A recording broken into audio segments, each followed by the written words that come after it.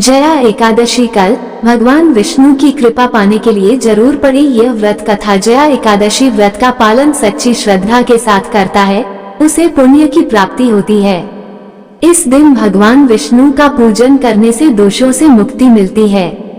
साथ ही इस दिन पूजा के दौरान जया एकादशी व्रत की कथा पढ़ने से सौभाग्य की प्राप्ति होती है। महीने में शुक्ल पक्ष की एकादशी को जया एकादशी कहते हैं।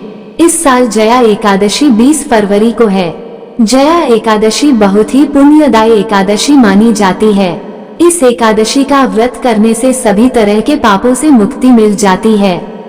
शास्त्रों के अनुसार इस एकादशी का व्रत करने से मनुष्य को भूत प्रेत पिशाच से मुक्ति मिल जाती है। मान्यता के अनुसार जो कोई भक्त जया एकादशी व्रत का पालन सच्ची श्रद्धा के साथ करता है, उसे पुण्य की प्राप्ति होती है। इस दिन भगवान विष्णु का पूजन करने से दोषों से मुक्ति मिलती है। साथ ही इस दिन पूजा के दौरान जया एकादशी व्रत की कथा पढ़ने से सौभाग्य की प्राप्ति होती है। जया एकादशी व्रत कथा इस प्रकार है। पौराणिक कथा के अनुसार जब धर्मराज युधिष्ठिर भगवान श्री कृष्ण से पूछते हैं कि माघ मास की एकादशी का क्या महात्म्य है, तो भगवान श्री कृष्ण कहते हैं कि इसका नाम जया एकादशी है। इस एकादशी पर व्रत करने से मनुष्य को भूत पिशाच की योनि का भय नहीं रह जाता है। इसी विषय में कथा सुनाते हुए भगवान कृष्ण कहते हैं कि एक बार नंदन वन में उत्सव चल रहा था।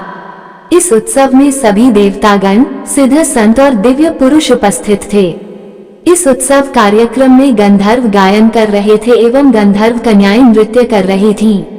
उसी समय नृत्यांगना पुष्पवती सभा में गायन कर रहे माल्यवान नाम के गंधर्व पर मोहित हो गई। अपने प्रबल आकर्षण के कारण वह सभा की मर्यादा को भूल गई और इस प्रकार नृत्य करने लगी कि माल्यवान उसकी ओर आकर्षित हो जाए। माल्यवान भी उसकी ओर आकर्षित हुए बिना न रह सका। परिणामवश वह अपनी सुध बुद्ध खो बैठा और सुरताल भूल गया, जिसके कारण वह गायन की मर्यादा से भटक गया। इन दोनों की इस अपकर्म से देवराज इंद्र को क्रोध आ गया।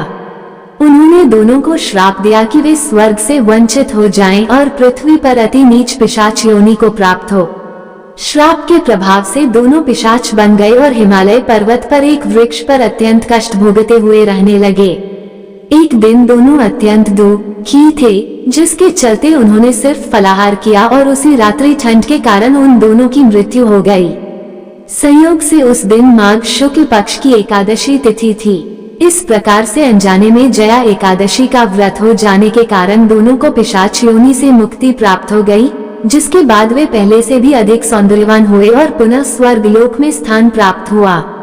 देवराज इंद्र दोनों को देखकर आश्चर्यचकित हो गए। तब उन्होंने पूछा कि वे श्राप मुक्ति कैसे हुए, जिस पर गंधर्व ने बताया कि यह भगवान विष्णु की जया एकादशी का प्रभाव है।